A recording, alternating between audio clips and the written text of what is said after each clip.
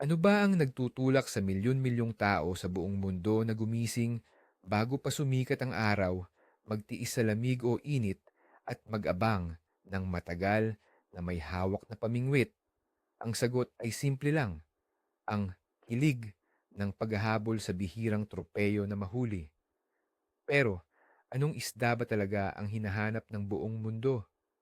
Ngayon, ihahayag namin sa inyo ang top 10 na pinakapopular na isda para sa sport fishing sa planeta. Lalakbayin natin ang tahimik na mga lawa ng Europa hanggang sa maalon na tropikal na karagatan. Pangako ko sa inyo, hindi lang natin makikilala ang mga higante at mandaragit, kundi pati na rin ang mga tunay na tuso ng mundo sa ilalim ng tubig. At ang isdang nagnumero uno ay malamang na magugulat kayo. Kaya umupo na kayo ng komportable at panoorin ito hanggang dulo para malaman kung sino ang naging hari ng world sport fishing. At heto na agad ang tanong ko sa inyo. Sa tingin ninyo, anong isda sa inyong rehiyon ang posibleng makapasok sa listahang ito?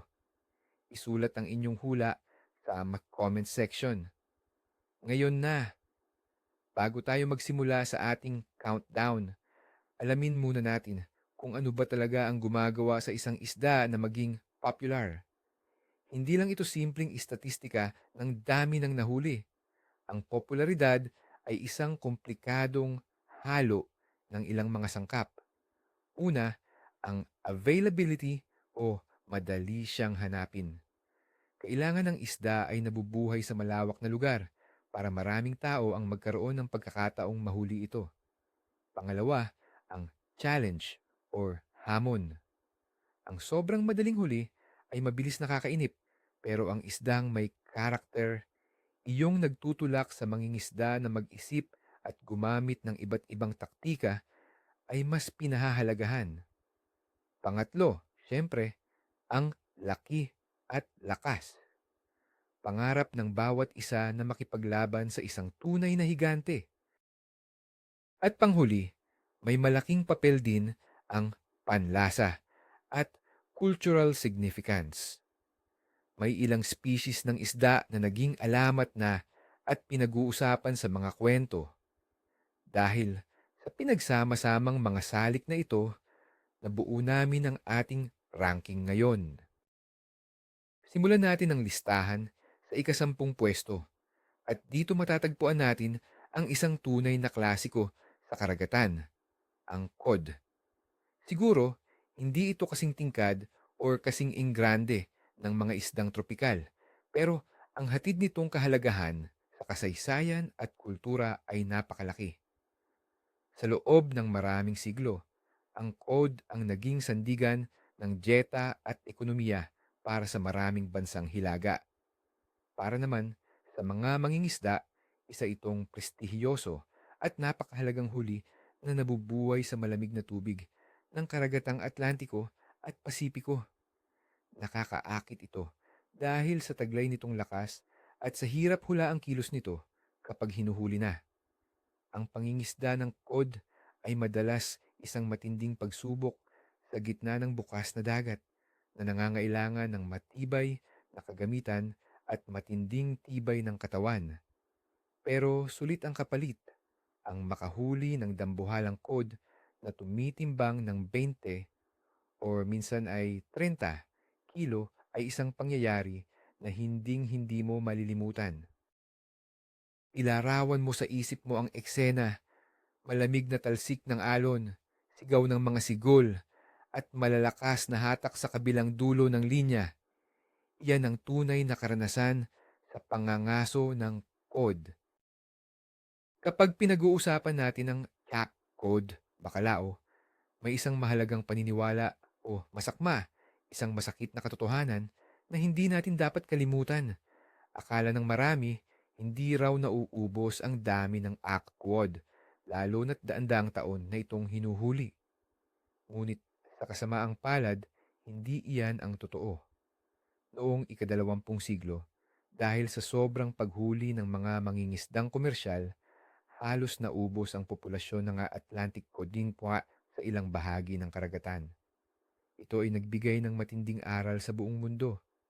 Sa kasalukuyan, dahil sa mahigpit na kwotas at mga alituntunin sa pangingisdang pang-sport, dahan-dahan nang bumabawi ang bilang ng mga isda. Ang mga mangingisda na humuhuli ng code lure ngayon ay madalas sumusunod sa prinsipyo ng huli at bitaw, catch and release, lalo na sa mga malalaking isda dahil ang mga ito ang pinakamahalagang tagapagsilang. Kaya kung magpaplano kang manghuli ng yaman ng dagat na ito, laging tandaan ang iyong responsibilidad at ang pinakasikat na paraan para mahuli ang code ay ang vertical jigging o pabitin na pagliliko gamit ang mabibigat na pilker na ginagaya ang paboritong pagkain ng code, ang herring at capelin. Sa ikasyam na pwesto sa ating listahan, narito ang nilalang na hari ng malalalim na ilog at binalutan na ng sangkatutak na alamat, ang som or catfish. Ito ang isa sa pinakamaraming grupo ng isda sa planeta na binubuo ng maliliit na pang-aquarium hanggang sa mga dambuhalang isda sa sariwang tubig na tumitimbang ng daan-daang kilo. At itong mga dambuhalang isda na ito ang talagang umaakit sa mga mangingisda. Ang panghuhuli sa som ay maituturing na isang misteryo tuwing gabi. Isa itong mandaragit na naninirahan sa ilalim ng tubig at lalabas lamang upang maghanap ng makakain sa pagdating ng dilim. Ang taglay nitong lakas ay talagang alamat. Ang paghila ng som ay hindi isang mahinang kalabit, kundi isang biglaang hampas na kayang bumunot ng pamingwit mula sa kamay ng mangingisda. Ang pakikipagbuno sa isang dambuhalang som ay tumatagal ng ilang oras at nangangailangan sa mangingisda, hindi lamang ng pisikal na lakas, kundi pati na rin ng matalas na taktika at pag-iisip. Ang som ay matatagpuan sa buong mundo mula sa mga ilog ng Europa hanggang sa Amazon at Mekong. Sa bawat kultura, mayroon itong espesyal na lugar, madalas bilang isang misteryoso at halos mistikal na nilalang. Balikan ang mga eksena kung saan nakikita nating nakapose ang mangingisda kasama ang som na kasing laki ng tao. Iyan mismo ang klase ng damdamin at thrill na hinahabol ng mga tagahanga nito. May malawak na paniniwala na ang catfish ay isa lang tagakain ng basura o patay na hayop. Ngunit isa itong malaking pagkakamali. Sa totoo lang, ang catfish ay isa talagang aktibo at napakahusay na maninila. Ang kinakain niya ay iba't ibang isda, palaka, ulang, at minsan pati na rin maliliit na ibong lumalangoy.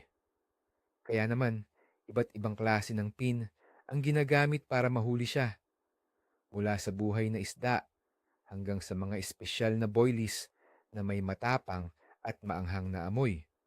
Apropo, tungkol sa amoy, napaka-develop ng pang-amoy ng catfish. Kaya niyang maamoy ang posibleng biktima kahit gaano pa kalayo ito. Kaya lalong nakakainganyo itong hulihin. Isa pang katotohanan, ang catfish ay naglalabas ng tunog na parang may nagkikiskisan gamit ang kanilang palikpik sa dibdib. Ito ang paraan nila ng pag-uusap. Kaya kapag tahimik kang nakaupo sa pampang sa gabi at nag-aabang ng kagat sa linya mo, tandaan mo, may sariling buhay na nangyayari sa ilalim ng tubig na hindi natin nakikita. At doon, naghihintay sa iyo ang iyong trophy na dambuhalang isda na may bigote. Sa ikawalong pwesto, matatagpuan natin ang isang tunay na hiyas ng tropikal na karagatan, ang isdang may pangalang parang musika, ang mahimahi. Kilala rin ito bilang dorada o kaya naman ay dolphin fish. Pero tandaan, huwag itong ipagkamali sa mamalya. Ito ang isa sa pinakamagagandang isda sa buong mundo. Ang katawan nito ay kumikinang sa mga neon na kulay, berde, asul at dilaw. Ngunit hindi lang ang ganda nito ang umaakit sa mga mangingisda. Ang mahi-mahi ay isang napakalakas at talagang acrobatic na manlalaban. Sa sandaling kumagat sa kawil, nagbibigay ito ng isang tunay na palabas.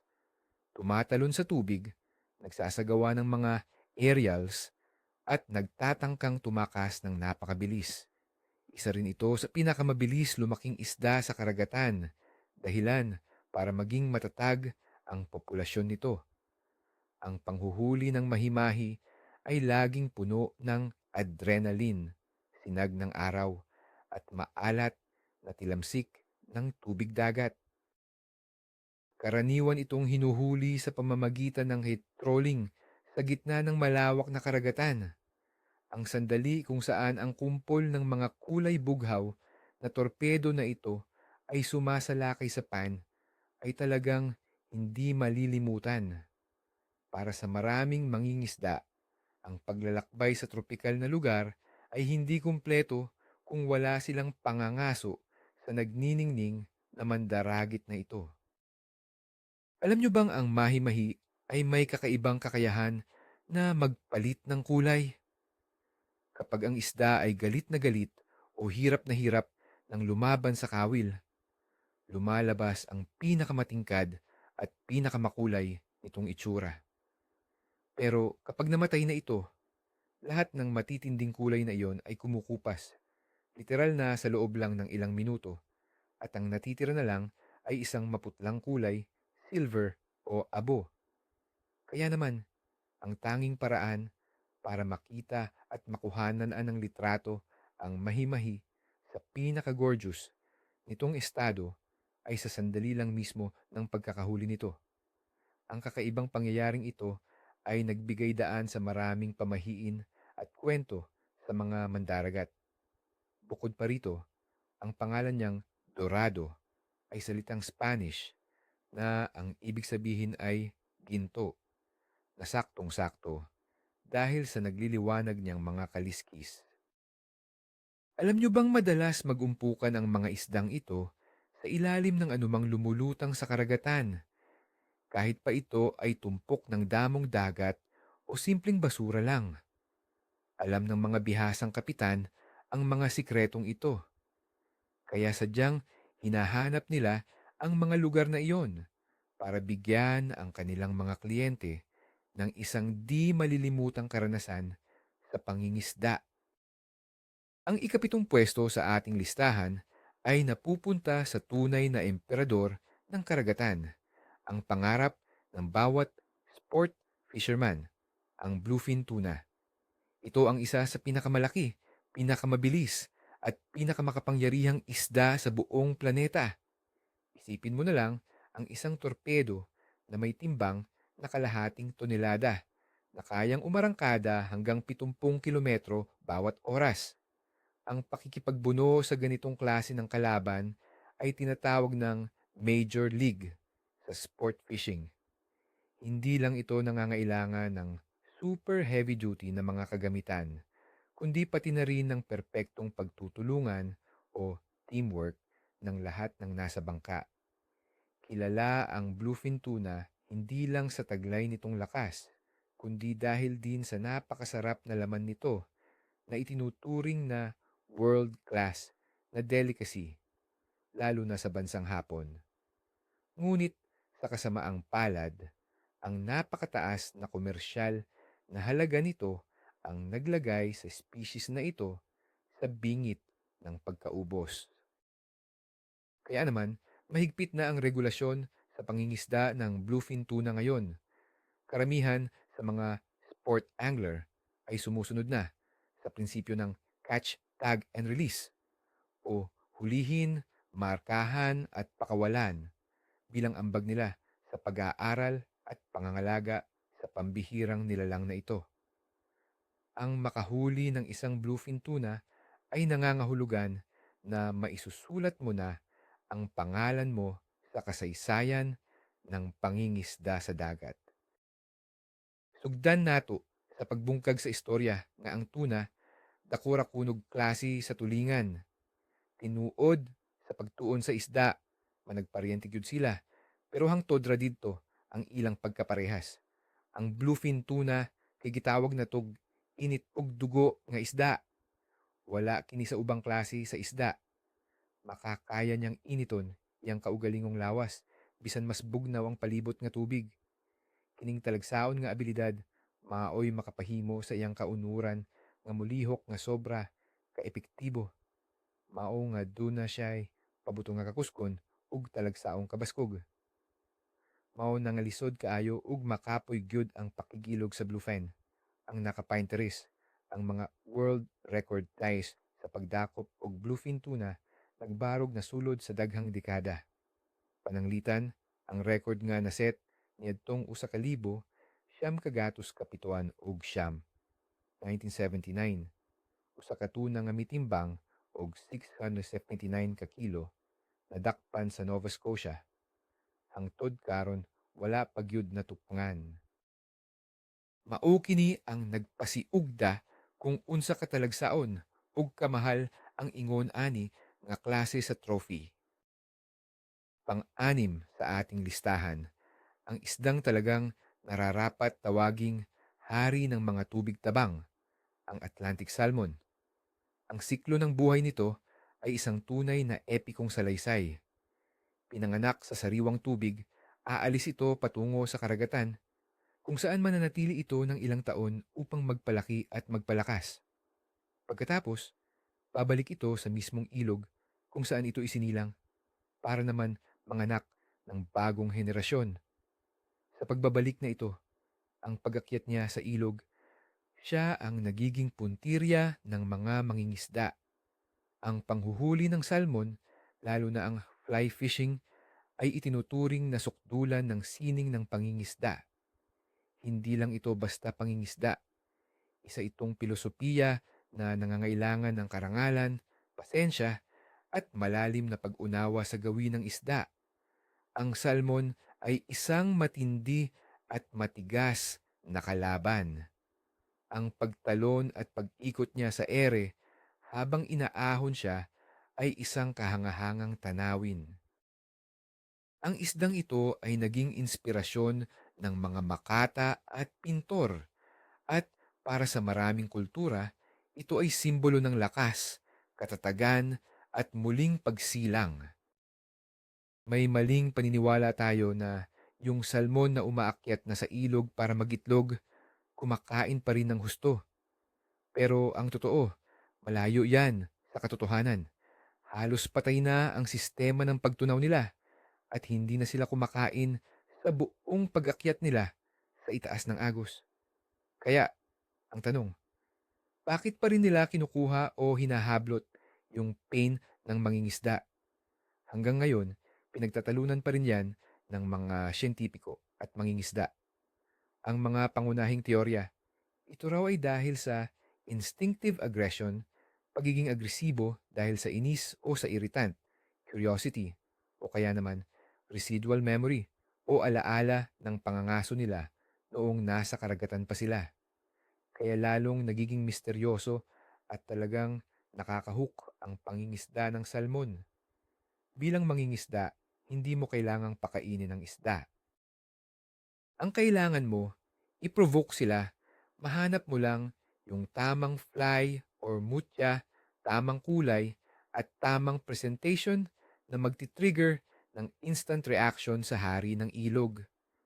At kapag nagawa mo yan, yung feeling ng satisfaction, grabe, hindi mo maipaliwanag. Ito ay isang tunay na intellectual duel, isang labanan ng utak laban sa isa sa pinakamaharlikang nilalang ng kalikasan. Narating na natin ang gitna ng ating listahan. Sa ikalimang pwesto, matatagpuan natin ang isang maingat na mandaragit sa gabi na pinahahalagahan ng marami dahil sa kanyang napakasarap na puting laman. Ito ang walleye. Sa North America, tinawag siyang walleye dahil sa malalaki niyang mata na tila salamin. Ang walleye ay hindi simpleng isda. Napakasensitibo nito sa liwanag. Kaya naman, ang panahon ng kanyang pagiging aktibo ay tuwing takip silim, gabi, at kapag maulap lang ang panahon. Sa araw, mas gusto niyang manatili sa malalim na bahagi o sa mga taguan. Dahil sa katangiang ito, ang pangingisda sa kanya ay nagiging isang tunay na hamon. Kailangan mong perpektong i-target ang tamang oras, lugar at syempre, ang tamang pain. Hindi man kasing agresibo ng pike ang paghila niya sa kawil. Ang kagat naman ng walleye ay madalas halos hindi mo mapapansin. Isang mahinang tapik lang or bahagyang pagdiin. Kaya, kailangan ng mangingisda ang matinding atensyon at konsentrasyon para hindi niya mapalampas ang sandaling iyon. Dahil sa kanyang katalinuhan, pag-iingat at syempre sa kanyang napakagandang lasa, nakakuha ang walleye ng malaking respeto mula sa mga mangingisda sa buong mundo. Para sa marami, siya ang pinaka-inaasam-asam na huli sa tubig tabang, lalo na dahil sa kanyang mataas na gastronomic value. Ang pinaka-espesyal na katangian ng isdang sudak, yun ay ang mga mata nito.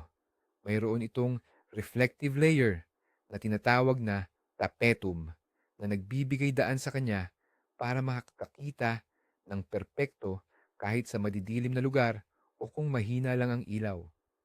Malaking bentahe ito sa paghuli niya ng biktima, lalo na sa maputik na tubig o sa pagdating ng dilim. Subukan mong sindihan ang flashlight sa gabi sa isang lugar na may maraming sudak. Siguradong makakakita ka ng dos to ng nagniningning na tuldok. Yun mismo ang mga mata nila na nagre-reflect ng ilaw. At syempre, direktang apektado nito ang taktika natin sa panghuhuli.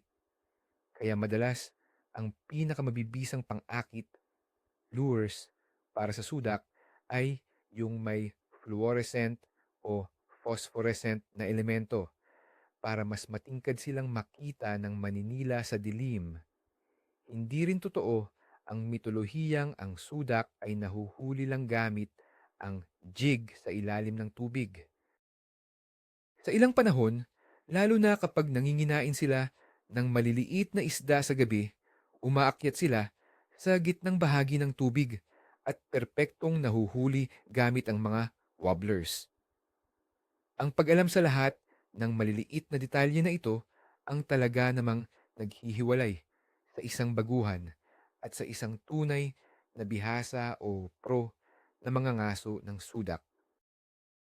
Sa pagbubukas ng ating top 4 ng mga hari ng tubig tabang, narito ang tinatawag nating freshwater torpedo, ang kinatatakutang isda sa hilagang hemispera, ang pike.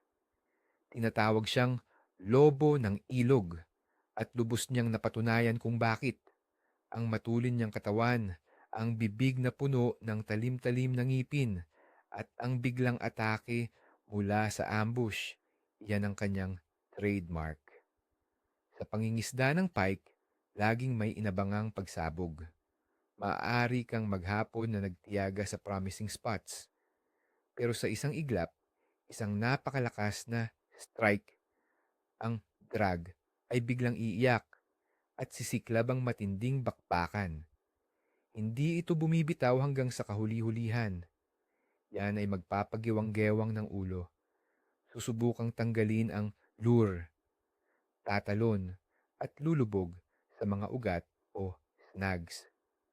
Lubhang sikat ang predator na ito dahil sa lawak ng kanyang tirahan, sa kanyang impressive na laki, at sa napaka-agresibong katangian. Pinapatawad nito ang maraming pagkakamali ng mga baguhan dahil mabilis siyang sumakmal ng halos anumang lure. Ngunit ang pag-uwi ng tunay na trophy na pike, ang tinatawag na MOMA o leader, ay humihingi ng talino at malalim na kaalaman sa kanyang mga gawi. Iyan ang dalisay na adrenaline sa pinaka-primordial nitong estado. Maraming mangingisda ang naniniwala sa kuro-kuro na ang pike ay may panahon na nagpapalit sila ng ngipin. Ang paniniwala nila, humihinto raw ito sa pagkain habang nangyayari yon. Ito raw ang dahilan kung bakit minsan ay biglang may panahon ng matinding kain o kaya naman ay luyang mangisda. Pero ang totoo, ang pagpapalit ng ngipin ng pike ay tuloy-tuloy at unti-unti sa buong buhay nito. Ang mga lumang ngipin ay nalalagas at agad namang sumisibol ang bago kapalit nito. Ang prosesong ito ay hindi nakakaapekto sa gana niyang kumain. Ang pagiging matamlay ng pike ay kadalasang nakadepende sa ibang mga salik tulad ng pagbabago ng panahon, presyon, temperatura ng tubig o pangingitlog. Kaya, kung walang kagat ang pike, huwag mong isisi sa ngipin niya. Mas mabuting subukan ang iba't ibang pain, lures, baguhin ang bilis ng paghila o lumipat na lang ng pwesto. At isa pa sa mga kaabang-abang na katotohanan, ang pike ay isang kanibal. Walang pag-aalinlangan, kakainin nito ang mas maliit niyang kauri. Kaya naman, ang mga pain na gumagaya sa maliliit na pike ay madalas na sobrang pumapatok. Para sa bronze medal ng ating listahan, itinanghal ang isa sa pinakamaganda at pinakapinipintuhong isdang ilog, ang rainbow trout. Bagamat orihinal na nagmula sa North America, dahil sa matagumpay na artificial breeding, kumalat ito sa buong mundo. Ngayon, matatagpuan na ito sa mga ilog at lawa sa bawat kontinente, maliban sa Antarctica. Ang malawak na distribusyon na ito ang nagdala sa kanya ng malaking kasikatan. Ang trout ay itinuturing na perpektong target para sa pangingisda gamit ang light tackle o magaan na gamit. Ito ay malakas, mabilis, at hindi maikakailang napakaganda.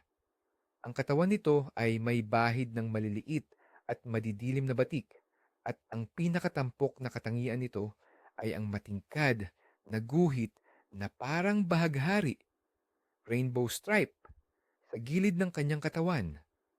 Katangiang nagbigay sa kanya ng pangalan.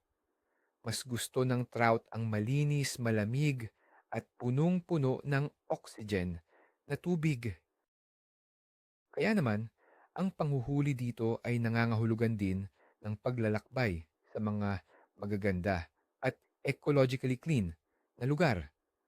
Maging sa umaagos na mountain stream man yan o sa isang stocked pond, ang pakikipagbuno sa trout ay garantisadong nakakaaliw at puno ng saya. Madalas itong tumatalon palabas ng tubig, ipinapakita ang kanyang akrobatikong galaw, kaya nagiging mas nakakaingganyo at kapanapanabik ang fight habang inaahon mo siya. Bakit kaya may kakaibang kulay pink or pula ang karne ng trout at salmon? Akala ng marami, natural na sa kanila yan or species feature. Pero ang totoo, ang kulay ng kanilang karne ay nakadepende sa kinakain nila. Sa dagat, kumakain sila ng mga crustaceans tulad ng krill at shrimp na mayroong astaxanthin pigments. Ito mismo ang nagbibigay kulay sa laman nila. Kapag ang trout ay pinalaki sa farm at walang special na additives sa pagkain, puti ang magiging kulay ng karne nito. Kaya naman, dinaragdagan ng mga producer ang pagkain ng artificial or natural na carotenoids para maging pink at magmukhang pangbenta ang fillet.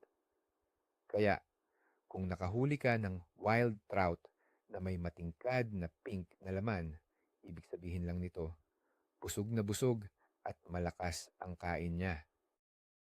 At isa pa, ang rainbow trout na pumupunta sa dagat para manirahan at babalik lang sa ilog para mangitlog ay tinatawag na steelhead o steelhead salmon.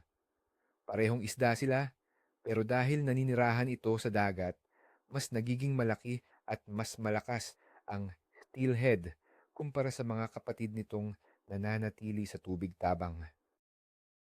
Sa pangalawang pwesto, ang tinatawag nating runner-up ay ang isdang masasabing pinakamalagap at pinakamadaling umangkop sa buong mundo. Ito ang karaniwang karpa, common carp. Makikita mo ito halos sa lahat ng dako, Mula sa Europa at Asya hanggang sa Amerika at Australia, ang karpa ay napakatalino at maingat, kaya naman ang pangingisda sa kanila ay parang naglalaro ng totoong chess match. Malaking tagumpay ang makahuli ng malaki at matalinong karpa, iyong tinatawag ng mga mangingisda na sazan. Mayroon itong pambihirang lakas at tibay. Kapag nasabit na sa kawil, hindi ito gagalaw ng patalon-talon sa ibabaw ng tubig. Sa halip, malakas itong hihila sa ilalim, sistematikong lalaban, pilit na magtatago sa mga sanga o makakapal na damuhan. Dahil sa pangingisda ng karpa, nabuo ang isang buong industriya at subkultura, ang carp fishing, na may sariling komplikadong mga gamit, espesyal na pain, boilies, at matatagal na araw ng pag-aabang sa tabing ilog o lawa. Para sa marami, hindi lang ito basta pangingisda. Isa na itong paraan ng pamumuhay, lifestyle. Ang karpa ay kayang lumaki ng lampas sa inaasahan. Ang mga nahuhuling karpa na umaabot sa 30 o minsan 40 kilo ay hindi na bihirang makita. Ang larangan ng carp fishing ay nababalutan ng sari-saring patakaran at mga alamat. Isa sa mga ito ay ang paniniwalang kailangan daw bigyan ng matindi at mahabang pre-biting ang mga isda para masanay sila sa pinagkakabitan. May punto naman ito, lalo na kung ang pangingisda ay ginagawa sa mga wild or natural na katubigan. Ngunit sa mga modernong sport pond, kung saan laging may presensya ng mangingisda o tinatawag na constant pressure, minsan mas gumagana ang kabaligtaran na taktika. Ang isang solong boilie, kung maitatapon lang sa tamang pwesto, ay mas mabilis makakuha ng kagat or strike mula sa trophy fish kaysa sa ilang kilo ng panimulang pain. Isa pang kapansin-pansing aspeto ay ang talino ng carp. Pinaniniwalaang kaya nilang tandaan ang panganib na konektado sa ilang rig o disenyo ng pang-akit, pati na rin sa partikular na lasa ng boilie. Halimbawa, kung madalas gamitin sa isang lawa ang lasang strawberry na boilie, kalaunan ay babaliwalain na ito ng mga carp. Kaya naman, ang mga mangingisda ng carp ay patuloy na nag-eeksperimento at naghahanap ng mga bagong lasa at amoy. Ito ay isang walang hanggang laro ng cat and mouse laban sa isang napakatalino at karapat-dapat na kalaban. At ito na, narito na tayo sa pinakatuktok ng ating listahan.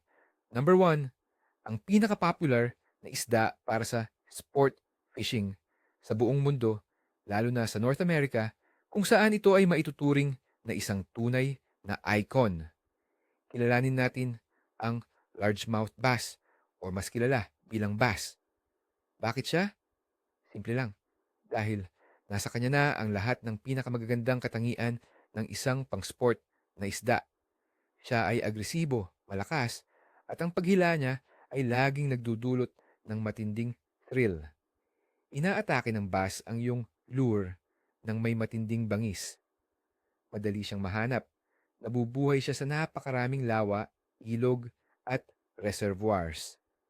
Dahil sa pangingisda ng bass, nabuo ang isang dambuhalang industriya.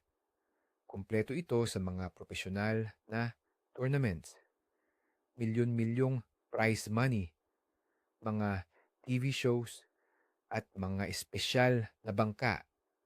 Para sa mangingisdang Amerikano, ang bass ay parang football para sa taga-Brazil. Ang bass fishing ay napaka-diverse. Pwede mo siyang hulihin gamit ang top water lures, kung saan mapapanood mo ang nakamamanghang atake niya sa ibabaw o gamit ang soft plastics sa ilalim ng mga ugat at troso. Ito ang isda na hinding-hindi ka bibigyan ng pagkakataong mainip. Ang sikreto kung bakit sikat ang Abbas ay hindi lang dahil sa galing nitong lumaban, kundi dahil din sa pilosopiyang itinuturo ng kanilang liga. Ito ay pilosopiya ng pagpapahalaga sa kalikasan. Sa lahat ng malalaking kompetisyon sa pangingisda ng Abbas, striktong ipinatutupad ang prinsipyo ng hulihin timbangin pakawalan, catch weigh release. Ang mga isda ay inilalagay sa mga espesyal na aerated tank o tangke na may sapat na oxygen sa loob ng bangka, dadalhin para timbangin at pagkatapos ay maingat na ibabalik sa kanilang habitat. Dahil sa gawaing ito, nanatiling mataas ang populasyon ng sea bass at tinitiyak nitong mananatiling bukas ang pangingisda para sa mga susunod na henerasyon. Mayroong maling paniniwala na ang bass ay kumakagat lang kapag mainit ang panahon. Hindi ito totoo. Ang mga bihasang mangingisda ay matagumpay pa ring nakakakuha nito kahit sa malamig na tubig. Nagbabago lang sila ng taktika. Sa halip na gumamit ng mabilis at agresibong pain, mas pinipili nila ang mabagal na paghila ng mga panglalim na lure o gamit. Ang pag-unawa sa pagbabago ng kilos ng bass depende sa panahon ang siyang susi sa tagumpay sa paghuli sa guhit-guhit na haring ito ng sport fishing. Kaya, iyan na ang ating World Top 10. Mula sa malamig na karagatan ng Atlantic, kung saan matatagpuan ang malalaking cod, hanggang sa mga lawa ng Florida na babad sa araw, tirahan ng sikat na largemouth bass. Kitang-kita natin kung gaano kalawak at karami ang klase ng pangangisda. Ang bawat isda sa listahan natin ay may sariling kwento, sariling hamon at kakaibang emosyon. May naghahanap ng masarap na ulam, may naghahabol naman ng adrenaline rush sa pakikipaglaban sa pike, at mayroon ding mas gusto ang sining at pilosopiya ng fly fishing para sa salmon. Pero iisa lang ang nagbubuklod sa ating lahat, ang matinding hilig sa pangingisda at ang paggalang sa kalikasan. At ang pinakamalaking sorpresa marahil sa marami ay ang pagkakapanalo ng bass sa unang pwesto. Isang isda na hindi masyadong kilala dito sa atin, pero isa namang ganap na phenomenon sa buong mundo ng pangingisda. Maraming salamat sa inyo dahil sinamahan nyo kaming manood hanggang dulo. Kung nagustuhan nyo itong ating paglalakbay, paki-like na at mag-subscribe na rin kayo sa channel para hindi kayo mahuli sa mga bagong episode. Ngayon, ito ang tanong namin sa inyo. Sino sa tingin nyo ang pinakakarapat dapat maging numero 1 at bakit? O baka naman, nakalimutan naming isama ang paborito nyo. I-share nyo lang ang inyong saloobin sa comment section. Excited kaming basahin ang lahat ng iyan. Hanggang sa muli at kita-kita tayo sa mga katubigan.